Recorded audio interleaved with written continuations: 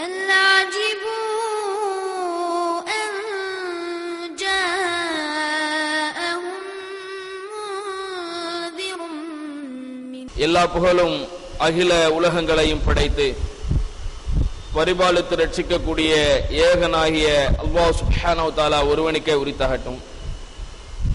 அவனின் சாந்தியும் சமாதானமும் நம் உயிரிலும் மேலான நபிகள் நாயகம் ஸல்லல்லாஹு அலைஹி வஸல்லம் அவர்கள் மீதும் அவர்களை பின்பற்றி நடந்த உத்தம சஹாபாக்கள், முஹாஜிர்கள், அன்சாரிகள், நபி தோழர்கள், நபி தோழியர்கள் அனைவர் மீதும், நல்ல அடியார்கள் மீதும், குறிப்பாக நம் அத்தனை பேர் மீதும் என்றென்றும் நின்று நிலவட்டுமாக என்று இறைவனிடத்தில் துஆ செய்தவனாக.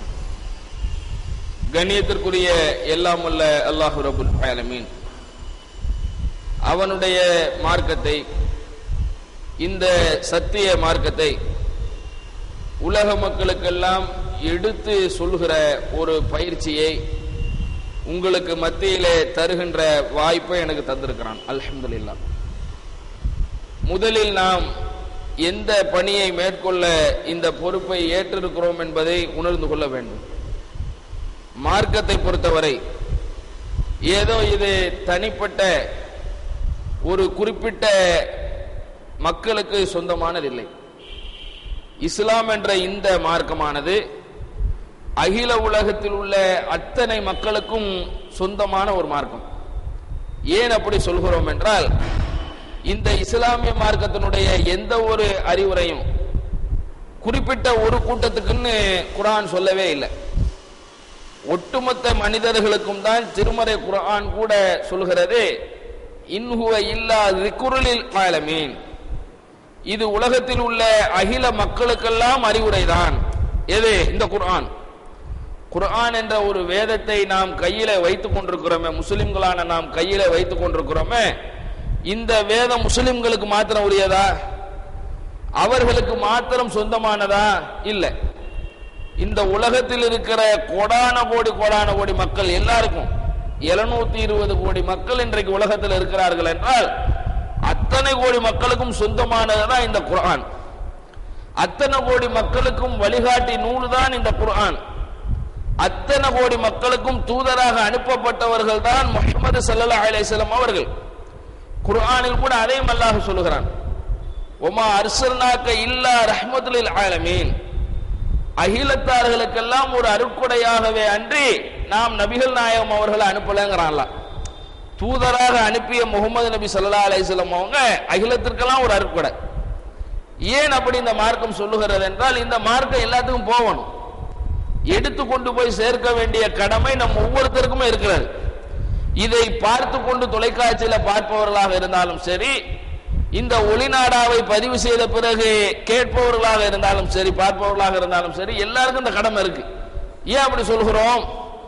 அல்லாஹ் தன்னுடைய திருமறை குர்ஆனிலேயே, நான் முதல்ல சுட்டி காட்டினேன்னா இல்லையா, ஆரம்பத்தில் ஒரு வசனம், அது திருமறை குர்ஆனில் 41வது அத்தியாயத்தில் 33வது வசனம், வமன் அஹ்ஸனு கௌலன், அழகிய சொல்லுக்கு உரியவர் யார் என்றால், மிம்மன் தஆ இலல்லாஹ், அல்லாஹ்வுடைய பாதையை நோக்கி மக்களை அழைத்து, வ அமில சாலிஹன், சாலிஹான நல்ல அமல்களையும் செய்து, வ கால இன்னனி மினல் முஸ்லிமீன், நான் முஸ்லிம்களில் ஒருவன் என்று யார் கூறுகிறாரோ அவர்தான் அந்த வார்த்தைக்கு தகுதி வாய்ந்தவனாம். எந்த வார்த்தைக்கு? முஸ்லிம்னு ஒருத்தர் சொல்லிக் கொள்றாருன்னா முதல்ல அந்த வார்த்தைக்கு யார் தகுதி வாய்ந்தவர்னு தெரிஞ்சுக்கிறணும். இன்றைக்கு பல பேர் நாம்கே வாஸ்தே பேரளவுல முஸ்லிம்களா இருக்கிறாங்க. முஸ்லிம் இருக்கிறாரு, ஆனா இஸ்லாம் என்பது அவர்கிட்ட இருக்காது. பேரளவுல முஸ்லிம் அவரு. ஆனால் இஸ்லாமிய அடிப்படையில் குர்ஆன் என்ன சொல்லுகிறது என்றால், ஒருத்தர் தன்னை முஸ்லிம் என்று சொல்லிக் கொள்றதா இருந்தா அடுத்தவர்களை இந்த மார்க்கத்தை நோக்கி அழைக்கணும், அல்லாஹ்வை நோக்கி அழைக்கணும், அவன் பாதையை நோக்கி கூப்பிடணும். அதோட மாத்திரம் அல்லாமல் சாலிஹான நல்ல அமல்களையும் செய்யணும். அல்லாஹ் குர்ஆன்ல சொல்றான், வ அமில சாலிஹன், ஒரு அமலை சாலிஹான முறையில செய்து, வ கால, அவர் சொல்லணும், இன்னனி மினல் முஸ்லிமீன், நிச்சயமாக நான் முஸ்லிம்களில் உள்ளவன் என்று யார் கூறுகிறாரோ அவர்தான் அந்த வார்த்தைக்கு தகுதி வாய்ந்தவர். இப்ப நம்ம என்ன விளங்கிக் கொள்ள வேண்டும் என்றால், இந்த மார்க்கத்தை சொல்லக்கூடிய ஒரு பயிற்சி பெறக்கூடிய பட்டறைக்கு வந்துட்டோம், களத்துக்கு வந்துட்டோம். இப்ப நம்மளை நாமளே தயார்படுத்திக் கொள்ள ஆரம்பிக்கிறோம். இந்த மார்க்கத்தை கொண்டு போய் சொல்லணுமே, இந்த இஸ்லாத்தை எடுத்து கொண்டு போய் வைக்கணுமே, இந்த பொறுப்பு நம்ம மீது சுமத்தப்பட்டிருக்குதுங்கிற ஒரு நோக்கத்துல தான் நீங்க வந்திருக்கிறீங்க. வேற என்ன நோக்கம்? மார்க்கத்தை சொல்லக்கூடிய ஒரு ஆர்வத்தோடு ஒருத்தர் வராருன்னா அவருடைய முதல் இலக்கு எதா இருக்கணும்? இந்த மார்க்கத்தை யாருக்காவது சொல்லி நான் இஸ்லாத்துக்கு வர வைக்கணும்.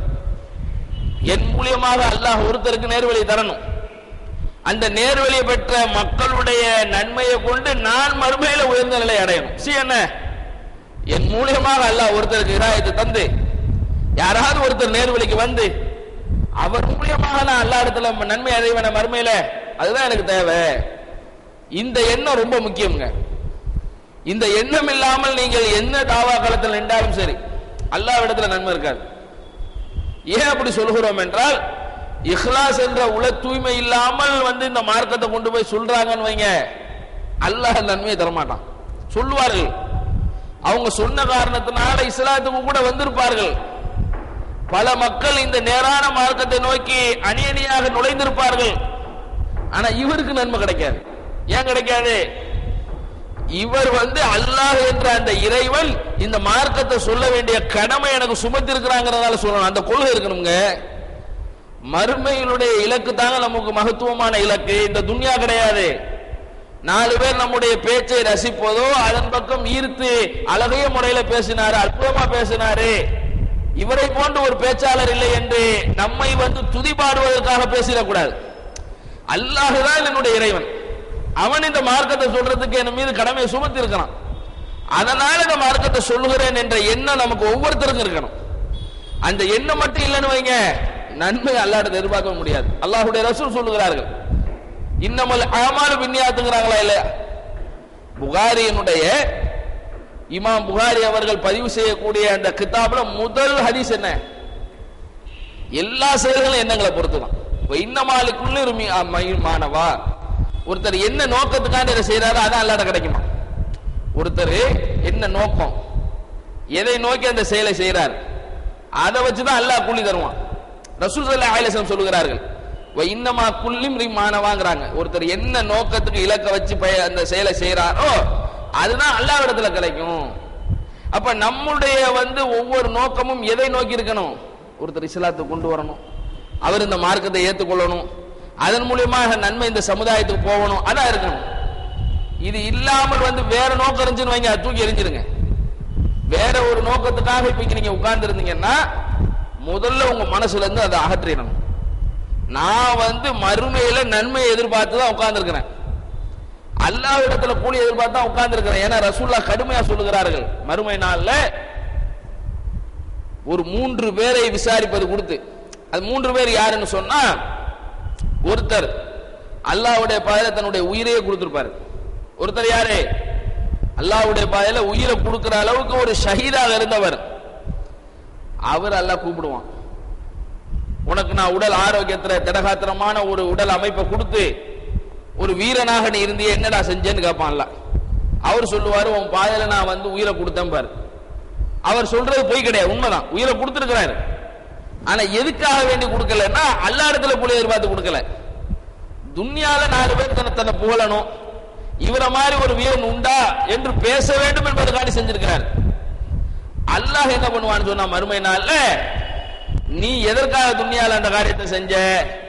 உன்ன வீரன்னு பாராட்டணும், உன்ன மாதிரி ஒரு களத்துல குதித்து அநியாயத்தை எதிர்க்கக்கூடிய ஒரு நபர் இல்லைன்னு சொல்லணும், இதுக்காண்டி செஞ்ச, எனக்காண்டி நீ செய்யல, அல்லாஹ் சொல்லிடுவான், நீ போய் சொல்ற.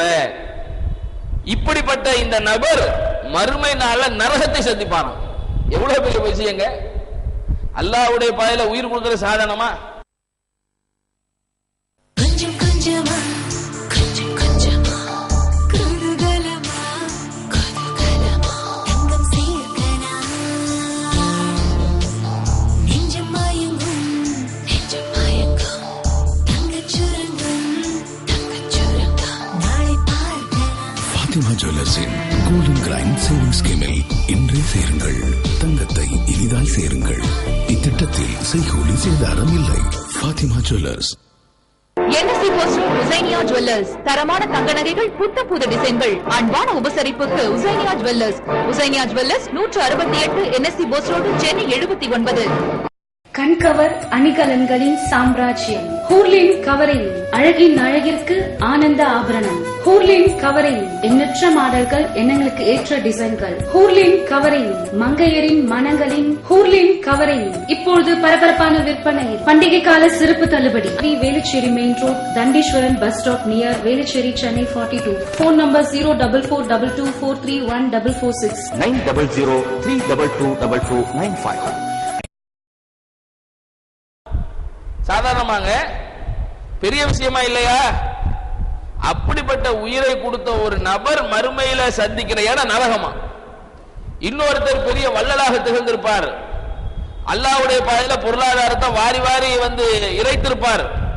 அந்த மாதிரி ஒரு மனுஷர் அல்லாஹ் கூப்பிடுவான். கூப்பிட்டு அல்லாஹ் கேட்பான், உனக்கு செல்வத்தை கொடுத்த நான் என்ன பண்ண? அவர் சொல்லுவாரு, செல்வத்தை என்ன பண்ணனா, நான் எல்லா மக்களுக்கும் வாரியில வழங்கினேன், ஏராளமான பணிகளுக்கு தந்திருக்கிறேன், எத்தனையோ நற்கர்மங்களுக்கு என்னுடைய உதவிகள் சென்று இருக்கிறதே, எத்தனையோ பள்ளிவாசல்கள், பிள்ளைகளை படிக்க வைப்பதற்கு, ஏழை எளியவர்களுக்கு உதவி செய்வதற்கு என்னென்னமோ பணிகளை எல்லாம் நான் என் பொருளாதாரத்தை கொண்டு செஞ்சிருக்கிறேன் பாரு. ஆனா அல்லாஹ் என்ன கேட்பானா, நீ செஞ்ச, ஏன் செஞ்ச, எதுக்காக செஞ்ச? துன்யால கூலி எதிர்பார்த்து செஞ்ச, என்னிடத்துல நீ கூலி எதிர்பார்க்கல, போ நரகத்துக்கு போன்றோம், இழுத்து செல்லுங்கள் நரகத்துக்கு. ஒரு மார்க் அறிஞர் வருவார், அல்லாஹ் கேட்பான், உனக்கு இல்ம தந்தல்ல, உனக்கு மார்க் அறிவை தந்தல்லப்பா, என்ன பண்ணுன்னு கேட்பான். அவர் சொல்லுவார், இவங்கெல்லாம் சாதாரண ஆட்கள் இல்லைங்க, உயிர் தியாகம் பண்ணவரா இருக்கட்டும், பொருளாதாரத்தை தந்தவரா இருக்கட்டும், மறுமையில அளப்பெரிய நன்மை அடையக்கூடிய ஒரு நிலையில உள்ளவர்கள். அப்படிப்பட்ட நிலையில உள்ளவர்களுக்கு உண்டான மறுமை நிலை என்னமா? நரகமா. எவ்வளவு அல்லாஹ் குர்ஆன்ல சொல்றான், வமா ஊத்திட்டு மின இல்மி இல்லா தராஜத், அவங்களுக்கு இல்மு வழங்கப்பட்டவங்க இருக்காங்கல்ல, அவங்களுக்கு தரஜாவை கூட்டு வாங்குறான். குர்ஆன்ல அல்லாஹ் சொல்றான், யாருக்கு இல்மை தந்தமோ அவர்களுடைய தரஜாக்களை கூட்டுவோம்.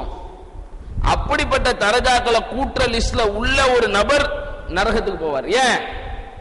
மார்க்கத்தை சொல்லியிருப்பாரு, எதுக்காக வேண்டி சொல்லியிருப்பாருன்னா, பிறரிடத்துல வந்து அதனுடைய வந்து ஒரு நன்மை எதிர்பார்த்து, அடுத்தவங்க நம்மளை புகழணும், அடுத்தவங்க இவர மாதிரி ஒரு ஆள் இல்ல பேசுறதுக்குன்னு சொல்லணும், அடுத்தவர்களுடைய முகஸ்துதியை பார்க்கணும், இதுக்காக வேண்டி அவர் செய்திருந்தார் என்றால் இழுத்து செல்லக்கூடிய இடம் எதுவா?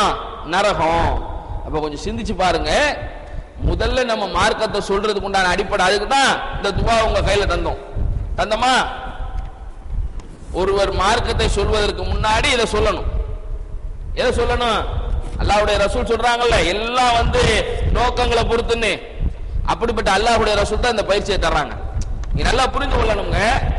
அல்லாஹ் உங்களுடைய தோற்றங்களே உங்க உடல்களே பார்க்க மாட்டான். நடைமுறையில வேணா மார்க்கத்தை சொல்றதுக்கு என்ன பண்ணி வச்சிருப்பாங்க?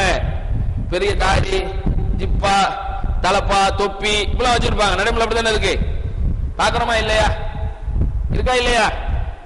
நடைமுறையில மார்க்கத்தை சொல்றதுக்கு உண்டான தகுதியாக எப்படி எல்லாம் வச்சிருப்பாங்கன்னா, தலப்பா கட்டி இருக்கணும், தொப்பி போட்டிருக்கணும், ஜிப்பா போட்டிருக்கணும், அப்படி பெரிய தாடி வைத்திருக்கணும். அல்லாஹ்விடத்துல அதெல்லாம் அல்லாஹ் பார்க்கவே மாட்டான். சிவப்பா இருக்கிறாரா, வெள்ளையா இருக்கிறாரா, குட்டையா இருக்கிறாரா, இதை அல்லாஹ் பார்ப்பான்.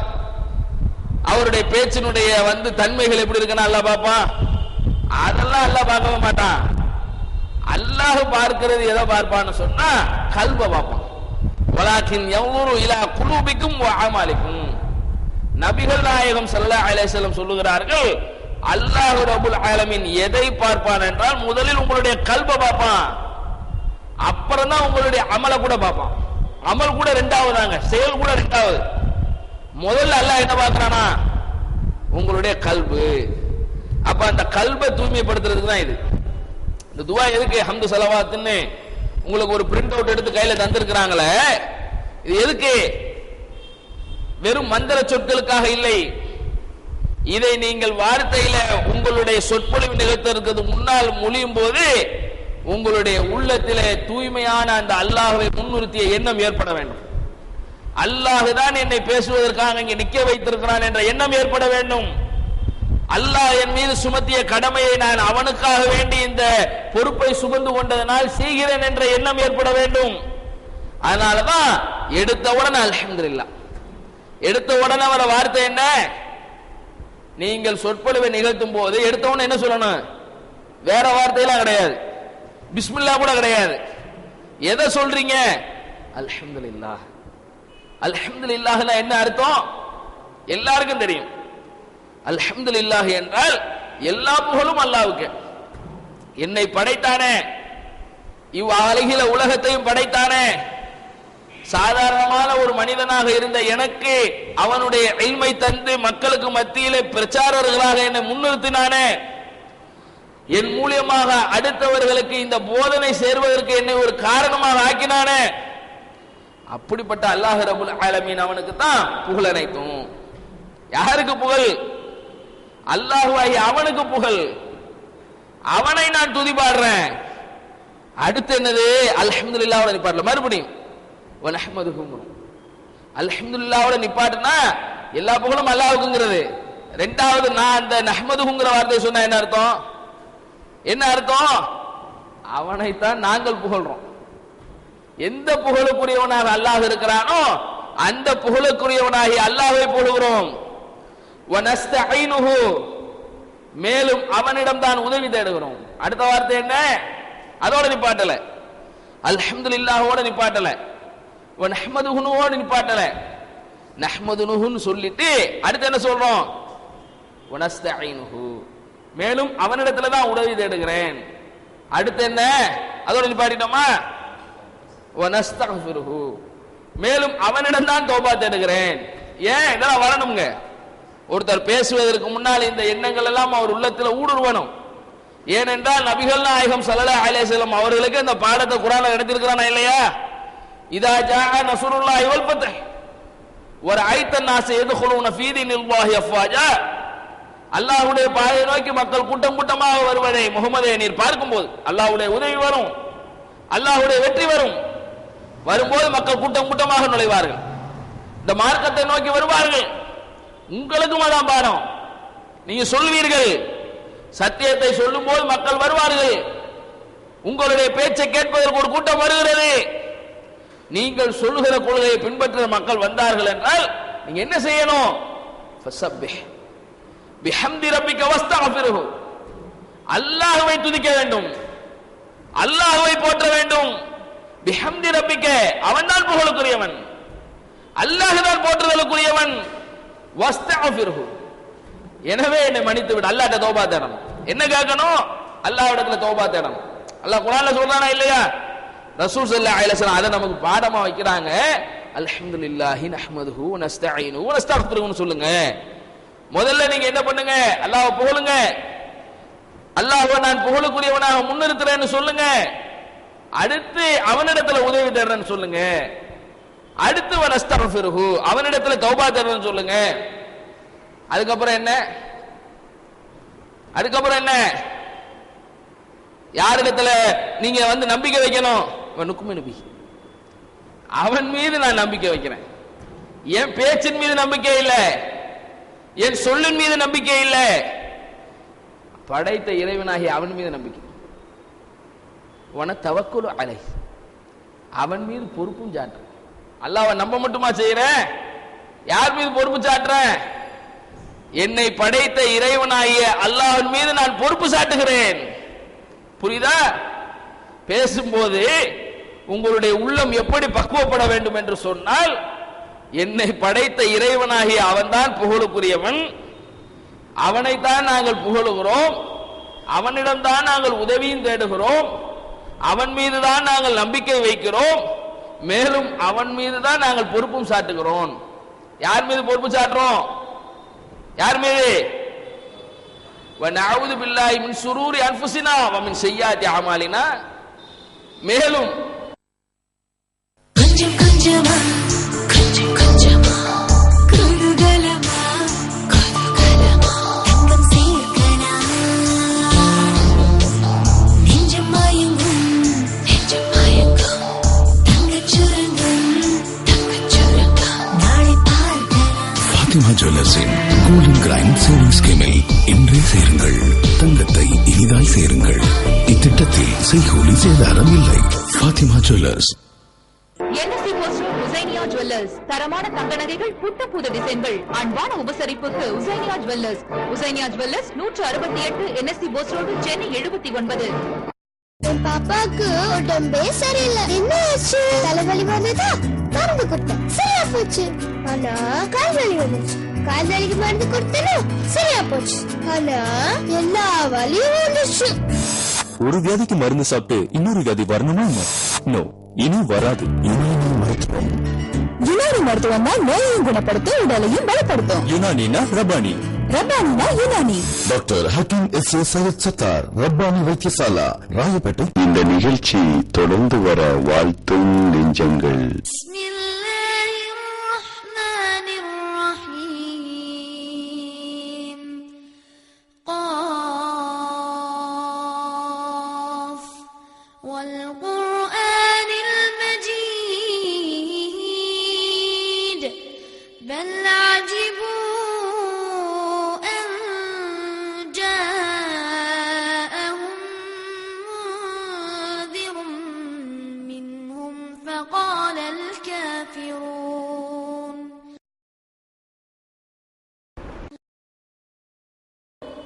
எங்களுடைய நப்சுகளில் ஏற்படுற தீங்குகள் இருந்தும் எங்களுடைய செயல்களில் ஏற்படக்கூடிய தீங்குகள் இருந்தும் அவனிடத்துல பாதுகாப்பு தேடுங்க. யாரிடத்துல பாதுகாப்பு தேடுறீங்க? படைத்த இறைவனிடத்துல பாதுகாப்பு தேடுறீங்க. விளங்குதா? பேசும்போது நீங்க உங்களுக்குள்ள நப்சுல ஏற்படுமுங்க தீங்கு, உங்களுடைய செயல்களில் ஏற்படுமுங்க தீங்கு. யாரிடத்துல பாதுகாப்பு தேடுறது? யாரிடத்துல பாதுகாப்பு தேடுறதுங்க? படைத்த அல்லாஹ் இடத்துல பாதுகாப்பு தேடுங்க. உள்ளத்துல பூர்வாங்க சைத்தான், எண்ணத்தை மாத்துவாங்க சைத்தான், வேற பாதை நோக்கி நம்மளை திசை திருப்ப பார்ப்பாங்க சைத்தான். அவன் நம்மளை ஏதாவது ஒரு வகையில நம்முடைய செயல்களை மாற்றி நம்மளை நிராகரிப்பின்பால் தள்ளுவதற்கு முயற்சிப்பாங்க சைத்தான். எந்த ஒரு விஷயத்திலும் நான் அல்லாஹ்வை முன்னிறுத்தி அவனிடத்துல பாதுகாப்பு தேடுறங்கிற எண்ணத்தை வைங்க, பலமா வைங்க, அவனிடத்துல வைங்க. நிச்சயமா அவன் உதவி செய்வான். நீங்கள் அல்லாஹ் மீது முழுமையாக இந்த வார்த்தையை சொல்லும் போது அந்த நம்பிக்கையை வைத்தீர்கள் என்றால் நிச்சயமாக அல்லாஹ் உதவி செய்வான். துளி கூட சந்தேகம் வேணாம். அந்த சந்தேகத்தோடு நீங்க பயன்ல நிக்க கூடாது. என்ன பண்ணணும்? அவனிடத்துல பாதுகாப்பு தேடணும். வனஊது பில்லாஹி மின் ஷுரூரி அன்ஃபுஸினா வ மின் ஸய்யிஆத்தி அமாலினா மை யஹ்திஹில்லாஹு ஃபலா முலில்ல லஹு வ மை யுலில்ஹு ஃபலா ஹாதிய. அவன் யாருக்கு நேர்வழி காட்டி விட்டானோ அவனை வழிகெடுப்பவன் யாரும் இல்லை. அவன் யாரை வழிகேட்டில் விட்டு விட்டானோ அவனை நேர்வழிப்படுத்தக்கூடியவன் எவனும் இல்லை. இதை சொல்றார் ரசூல் ஸல்லல்லாஹு அலைஹி வஸல்லம் சொல்லுகிறார்கள். நாமளும் சொல்லணும், ஒவ்வொரு இமாம்களும் சொல்வார்கள், நாமளும் சொல்லணும். என்ன சொல்லணும்? அல்லாஹ் யாருக்கு நேர்வழி காட்டி விட்டானோ யாராலையும் வழி எடுக்க முடியாதுங்க. யார் வழி எடுப்பா? அவன் நேர்வழி காட்டிய ஒருத்தரை யாரால் வழி எடுக்க இயலுமா? அவன் ஒருத்தனை வழிகேட்டில் விட நாடிட்டாங்க, யாராவது நேர்வழிப்படுத்த முடியுமா? அவன் யாருக்கு நேர்வழி காட்டிட்டானோ யாராலும், உலகமே சேர்ந்தாலும் சரி, பெரிய ராணுவமே அணிவகுத்து நின்றாலும் சரி, எப்படிப்பட்ட எதிர்ப்புகளை அவர்களுக்கு முன்னாடி வைத்தாலும் சரி, வழி எடுக்க முடியாது. அல்லாஹ் நாடிட்டான முடிஞ்சு போடுச்சு. அவரை யாராலும் பல முழிலாங்கிறான், வழி எடுக்க முடியாதாங்கிறான். ஆனா யார வழிகேட்டில் விட நாடிட்டானோ அவரை நேர்வழிப்படுத்த முடியுமா? அல்லாஹ் சொல்றாங்க மை யஹ்திஹில்லாஹு ஃபலா முலில்லஹு நிப்பாட்டல, அதோட நிப்பாட்டினா வேற. அல்லாஹ் நேர்வழி காட்டினவனே யாராலையும் வழிகேட்டில் விட முடியாதுங்கிறதோட நிப்பாட்டல. வமை யுலில்ஹு ஃபலா ஹாதிய, அவன் வழிகேட்டில் ஒருத்தனை விட நாடிட்டான், யாராலையும் நேர்வழிப்படுத்த முடியாது. உங்க பேச்சினால ஒருத்தரை நேர்வழிப்படுத்த முடியும் நினைக்கிறீங்களா? நீங்க சொல்லுனால ஒருத்தர் உங்க பாதை நோக்கி வந்துருவார் நினைக்கிறீங்களா? நினைத்தா அந்த பயானுடைய நிலை மறுமையில மிக மோசமான நிலை. அதன் மூலியமாக யாராவது ஒருவர் வருவது போன்று தெரிந்தாலும் உங்களுக்கு நன்மை இருக்காது. அதுல அல்லாஹ் போடா நரகத்துக்குன்றான். அந்த மாதிரி லிஸ்ட்ல வந்துருவோம். இந்த மாதிரி லிஸ்ட்ல பேசி அடுத்தவர்களுக்கு புகழ்ச்சி முகஸ்துதி பாடி ஒன்ன 4 பேர் போட்டணுங்கிற நோக்கத்துல தான் செஞ்ச, இங்க உனக்கு கூலி இல்லடா போடா நரகத்துக்குன்றான். யார் சொல்லுவா? அல்லாஹ் சொல்லுவான். எந்த அல்லாஹ் நமக்கு இல்ம தந்தானோ, எந்த அல்லாஹ் நமக்கு அறிவை தந்தானோ, எந்த அல்லாஹ் ஒரு இல்ம கொடுத்து ஒரு தரஜாவை கூட காட்டினானோ அந்த அல்லாஹ் மறுமை நாள்ல என்ன பண்ணுவான்? நரகத்துக்குள்ள தள்ளிடுவான். அதோடு மாத்திரமல்ல, நபிகள் நாயகம் ஸல்லல்லாஹு அலைஹி வஸல்லம் சொன்னார்கள், சில சொற்பொழிவாளர்களுடைய நிலை இருக்குத மோசமானதாக இருக்கும். மார்க்கத்தை சொல்லியிருப்பார்கள், இஸ்லாத்தை எதிர்த்து வைத்திருப்பார்கள், ஆனால் மறுமை நாள்ல நரகத்துல தங்களுடைய குடல்களை வெளியில தள்ளி செக்கு மாடு இழுக்குமே அந்த மாதிரி ஒரு நிலையை சந்திப்பார்கள். மக்கள் சொர்க்கத்தில் இருக்கிறவங்க பார்த்து கேட்பாங்க, இந்த மனுஷன் கேட்டா இந்த நிலை. சில பேர் அவர்கிட்ட விசாரிப்பார்கள், தெரியும்ல நரகத்தில் இருக்கவனுக்கு தெரியும்ல, நமக்குலாம் வந்து பயன் பண்ணிட்டு இருந்தா, மார்க்கத்தை சொல்லிக்கிட்டு இருந்தா, ஏன் உங்களுக்கு இந்த நிலை? ஏன் குடலை வெளியில தள்ளி கொண்டு செக்கு இழுக்கிற மாதிரி சுத்தி கொண்டிருக்கிறீர்கள்? சொல்லுவாரு, மக்களுக்கெல்லாம் நல்லதை ஏவிக்கிட்டு தாங்க இருந்தேன், நான் நல்லதை செய்யல, அடுத்தவர்களுக்கு நன்மையை ஏவினேன், நான் அந்த நன்மையை செய்யவில்லை. அடுத்தவர்களை தீமையிலிருந்து தடுத்தேன், நான் அந்த தீமையை செய்து கொண்டிருந்தேன். எவ்வளவு துர்பாக்கியசாலி. அவர் பேச்ச கேட்டு வந்திருப்பார்கள் ஆயிரக்கணக்கான லட்சக்கணக்கான மக்களுக்கு. அவருடைய சொல்லால் அல்லாஹ் நேர்வழி காட்ட வைத்திருப்பான். அவர் மூலியமாக அல்லாஹ் வந்து பல மக்களுக்கு கலிமா சொல்ல வைத்திருப்பான். ஆனா அவர் நிலை என்ன? மோசமான நிலை. குடலை வெளியில தள்ளிக்கிட்டு ஒரு மாடு செக்க இழுக்கிறது மாதிரி இழுத்து கொண்டு சுத்துவார் என்றால் சாதாரண ஒரு விஷயமா? அதனாலதான் அல்லாஹ் ரப்பல் ஆலமீன் குர்ஆன்ல சொல்லுகிறான், யா அய்யுஹல்லதீன ஆமனு, ஈமான் கொண்டவர்களே, நீங்க தக்குலுன மா லா தஃஅலூன், நீங்கள் செய்யாததை ஏன் பிற மக்களுக்கு ஏவுகிறீர்கள்? நீங்களே ஒரு காரியத்தை செய்யவில்லை, பிற மக்களுக்கு ஏவுகிறீர்களா? அத கபர மக்தன் இன்தல்லாஹ், அது அல்லாஹ்வுக்கு மிக வெறுப்பை ஏற்படுத்துகிறது, கோபத்தை ஏற்படுத்துகிறது. திருமறை குர்ஆன் வசனம் 61வது அத்தியாயத்துல 2வது 3வது வசனத்தை எடுத்து பாருங்கள். புண்ணிய எழுத்துக்களால் பொறிக்கப்பட வேண்டும். அல்லாஹ் சொல்லுகிறான், இந்த உலக வாழ்க்கையில மார்க்கத்தை சொல்றதுக்காண்டி அர்ப்பணிச்ச, ஆனா நீ செஞ்சியான்னு கேட்பான். அந்த காரியத்தை என்னை நோக்கியும் அல்லாஹ் கேள்வி கேட்பான், உங்களை நோக்கியும் கேள்வி கேட்பான். அடுத்தவர்களுக்கு மட்டும் நன்மையை சொல்லிவிட்டு நாம் அந்த நன்மையை செய்யாமல் இருப்பது இஸ்லாம் இல்லை. எதை பிறருக்கு சொல்கிறோமோ அதை நாமும் கடைபிடிக்க வேண்டும் என்பதை இஸ்லாம் 1400 ஆண்டுகளுக்கு முன்னாடி முன்னிறுத்தது குர்ஆன் வழியா. ஒருவரை நோக்கி ஒரு விரலை நீட்டும் போது என்னை நோக்கி 4 விரல்கள் நீட்டப்படுகிறதா இல்லையா? அந்த ஒரு எச்சரிக்கை உணர்வு நமக்கு இருக்கணும். ஒரு பேச்சாளர்கிட்ட என்ன எச்சரிக்கை உணர்வு இருக்கணும்? இப்படி கையை நீட்டுறேன், ஒரு ஆளை நோக்கி விரல் நீட்டுறேன், நீ என்னப்பா செஞ்சேங்கிற, என்ன நோக்கி 4 விரல் இருக்கு, இருக்கா இல்லையா? அடுத்த ஆளை நோக்கி ஒரு விரலை நீட்டும் போது என்ன நோக்கி 4 விரல் இருக்கா இல்லையாங்க? அப்ப நான் அந்த விரல 4 விரல் என்ன நோக்கி இருக்கும்போது 4 மடங்கு நான் சுதாரிப்பா இருக்கணுமா இல்லையா? நான் சரியான முறையில் செயலை சீர்தூக்கி பார்க்கணுமா இல்லையா? பாருங்கள், அதான் சொல்லுகிறது, யஹ்திஹில்லாஹு ஃபலா முலில்ல லஹு வ மை யுலில்ஹு ஃபலா ஹாதிய லஹு வ அஷ்ஹது அன் லா இலாஹ இல்லல்லாஹு வஹ்தஹு லா ஷரீக லஹு. வணக்கத்திற்குரியவன் அல்லாஹ்வை தவிர யாரும் இல்லை என்று நான் சாட்சி கொள்கிறேன். இதுதான் தாவாவுல பிரதானமானது. தாவாவுல பிரதானமான முதல் கடமையாகவே எது முன்னிறுத்தப்படுகிறது? புனியல் இஸ்லாமு அலா ஹம்ஸ், 5 காரியங்கள் மீது இஸ்லாம் நிறுவப்பட்டு உள்ளது. நபிகள் நாயகம் ஸல்லல்லாஹு அலைஹி வஸல்லம் சொல்றாங்களே, அதுல முதன்மையானது என்னது? கலிமத்து ஷஹாதா, ஏகத்துவ உறுதிமொழி. அடுத்தவருக்கு இந்த கலிமாவை நீங்கள் எடுத்து வைப்பது, முதலில் உங்களுடைய சொற்பொழிவில் அந்த கலிமாவை தான் வைக்கிறீங்க. முதல்ல நீங்க சொல்ற வார்த்தை என்ன?